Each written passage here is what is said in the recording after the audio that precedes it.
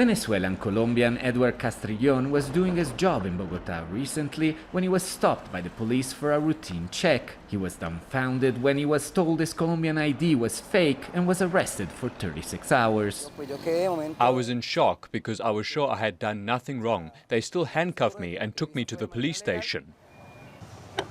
Edward was born in Venezuela, but having a Colombian mother, he was able to get citizenship when he migrated here in 2019. But now he says he's living in a limbo, fearing he could end up in jail again every time he leaves the house. My right to my identity has been violated. Yes, I was born in Venezuela, but already have a life here, a credit history, everything. Now I live in fear, feeling that I am some sort of criminal. And Edward is not alone. 43,000 Venezuelan-Colombian citizens have lost their IDs in the last few weeks. Colombia's National Registry says they found irregularities in their documentation as part of a purging of the electoral census.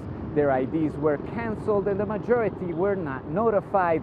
Since then, more than 200 have been arrested and others have had severe consequences.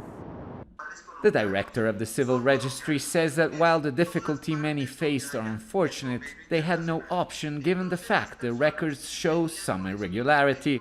It's the mechanism we have in our country to integrate people effectively into the rule of law that will give them all the guarantees that correspond to them as Colombian citizens, but the adjustment to the law is inevitably applicable.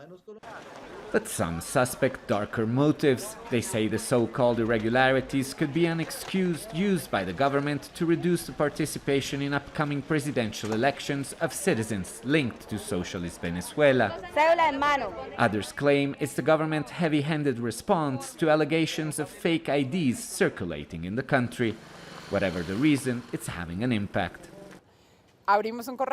Gabriela, who runs a human rights foundation that assists Venezuelan migrants, has gathered almost 5,000 wrongful cases. These people is Colombian, we are Colombian. And every administrative decision that you take affects the life of these people. Today we have people that have cancer and are not receiving their treatment because of these situations. Leaving many to face the real-life consequences of bureaucratic decisions beyond their control. Alessandro Rampietti, Al Jazeera, Bogota.